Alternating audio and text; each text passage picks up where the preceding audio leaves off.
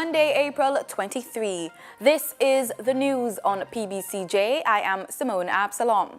The International Monetary Fund launched new anti-corruption guidelines on Sunday. IMF Managing Director Christine Lagarde said in a statement that the guidelines will systematically address corruption and its impact on economic growth with all its member countries. The strict new policy also aims to tackle how rich countries contribute to corruption in the developing world while failing to prevent bribery and money laundering, or by allowing anonymous corporate ownership. The fund also will rely on the findings of outside transparency campaigners who have criticized the existence of tax and corporate havens in advanced economies as a conduit for illicit financial flows to and from poorer countries. However, the IMF will not investigate specific instances of corruption. Rather, it will focus on strength of key economic institutions, that is, fiscal and central bank governance, market regulation, the rule of law, and policies on money laundering and countering terrorism financing. Expo Jamaica 2018, organized by the Jamaica Manufacturers Association and the Jamaica Exporters Association in collaboration with the Jamaica Promotions Corporation, JAMPRO, closed its doors at the National Indoor Sports Center and National Arena yesterday with record attendance by the public and even the Prime Minister. Jamaica Promotions Corporation's officials are reporting that many exhibitors had sold out stock and buyers were still sealing deals in the final hours of Expo Jamaica 2018. The three-day event had an almost capacity crowd on its final day, Sunday. Sales and Promotions Manager at JAMPRO, Berletta Henlon Forrester, said that 600 buyers were registered, but 500 made a presence over the 4 days, and some who were unregistered came in on the final day. Prime Minister Andrew Holness toured both venues, which offered an array of products and services, and chatted with exhibitors and visitors alike. It is a well-organized event. I'm very pleased to hear of the merger of the Jamaica Manufacturers Association and the Jamaica Exporters Association. I think it augurs well for industry in Jamaica. I particularly like the emphasis on emerging businesses. The growth in the economy, the job creation in the economy, the success of the economy will really depend on emerging businesses. I was pleased to meet on my tour 3 PhD students who are accomplished, obviously, in their academic achievements, but they have sought to use that training and knowledge that the government of Jamaica has invested in to develop new products that could potentially become big enterprise. And I think that is a very good signal for Jamaica's future. Buyers from Colombia, Japan, Singapore, and Australia were among the 500 who came. The Petroleum Corporation of Jamaica, PCJ, says the 3D seismic survey of oil and gas off Jamaica's shores is over 45% complete.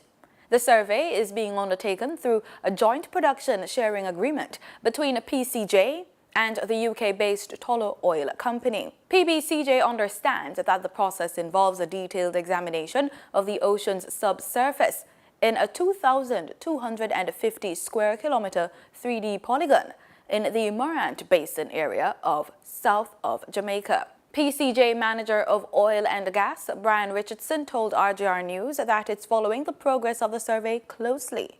He says the information captured over the next few weeks can be critical in determining the future direction of Jamaica's oil and gas program. The PCJ says the work will last between 50 and 60 days, with another 18 days to analyze the data. Concern has been raised by the High Command of the Jamaica Constabulary Force, the JCF, about an increase in incidents in which members of the public interfere in police operations, particularly when an arrest is being made. In a statement on the weekend, the Police High Command said uniformed police officers attempting to carry out an arrest not only face resistance from the person they're trying to arrest, but also from the public. In some of the cases, cops were assaulted. Several of the incidents were captured on video and shared on social media. Communications officer for the Jamaica Constabulary Force, Inspector Dahlia Garrick, described the practice as dangerous. Prime Minister Andrew Holness says his team might have to review their crime-fighting strategy in Denham Town, Kingston, amid continued violence in the Zone of Special Operations, ZOZO. Mr. Holness told a Jamaica House town hall meeting in London on Friday that the zones of special operations are working, but there are still some challenges. Since last month, there have been 6 shootings in Denham Town, resulting in 5 fatalities. The latest incident occurred on Pink Lane on Friday morning when a man was shot and killed. In regional news, First Caribbean International Bank, FCIB, has withdrawn its recent public offering in the United States and is no longer pursuing a listing of its shares on the New York Stock Exchange. The Barbados-based regional financial institution was looking to raise up to $240 million in its initial public offering, IPO, of 9.6 million shares between $22 and $25 on the NYSE. But in a statement issued on the weekend, it said it would no longer pursue that course, quote, in a view of market conditions at this juncture, end quote.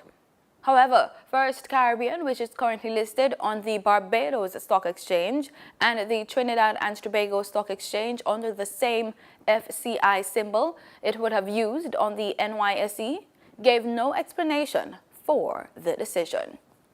The first 2 of 10 climate-resilient houses from the government of Dominica were handed over to residents of Union Estate in Point Mitchell recently. These homes form part of the Prime Minister's plan to build 1,000 climate-resilient homes for citizens across the island.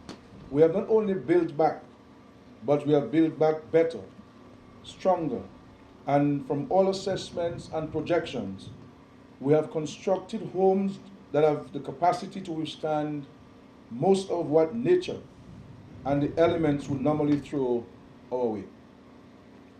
Best of all, we have done it in rapid time.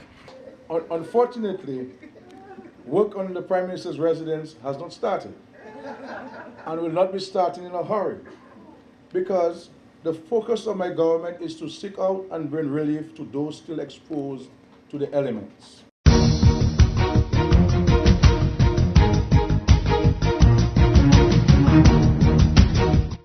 In sports, former Jamaica Olympic Association President Michael Fennell says that Jamaica can host the Commonwealth Games as early as 2026.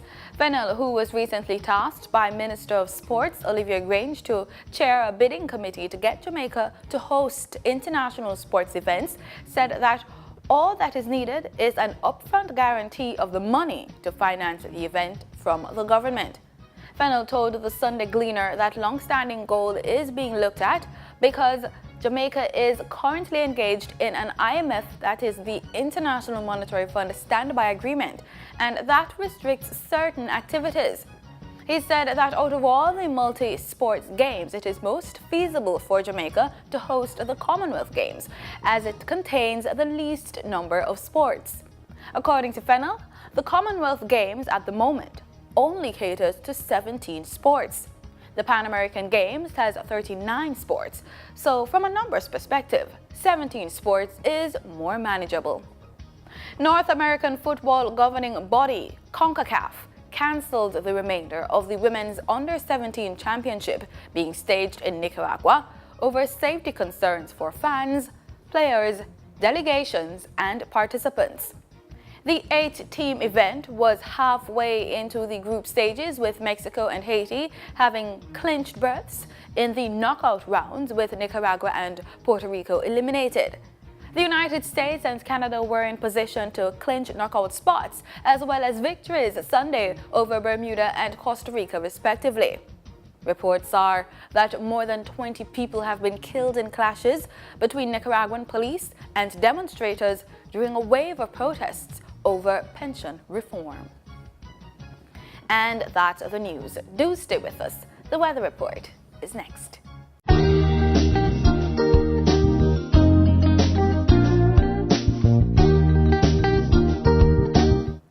This is PBCJ's weather report. Thanks so much for staying with us.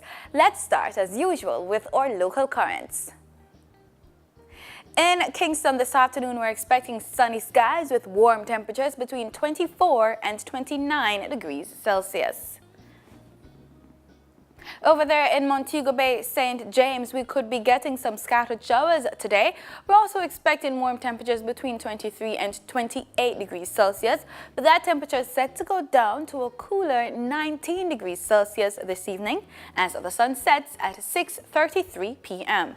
Let's take a look at what's happening across the islands today. We're expecting scattered showers in several areas, including Negril and Ocho Rios. Cloudy conditions are expected in Port Antonio, but it should be sunny skies in the southern and central parts of the island. Temperature is set between 28 and 33 degrees Celsius, so it's going to be pretty warm out today. In our forecast for tomorrow, though, we're expecting temperatures between 28 and 32 degrees Celsius. We're also expecting rainfall between Port Antonio, Black River and Negril. We're also expecting cloudy conditions tomorrow for areas in St. James.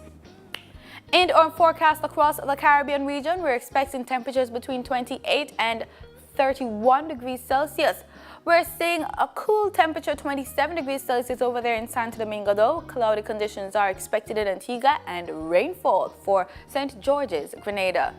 And further afield, we're looking at our travel planner. These areas are in the United States, Los Angeles, Miami, New York and Atlanta. We're seeing a minimum temperature of 4 degrees Celsius and a high 34 degrees Celsius for certain areas. Los Angeles, you're clocking 34 degrees Celsius in your forecast for tomorrow. You can also expect cloudy and sunny skies in some areas. We're expecting rainfall for certain areas in Miami as well as Atlanta.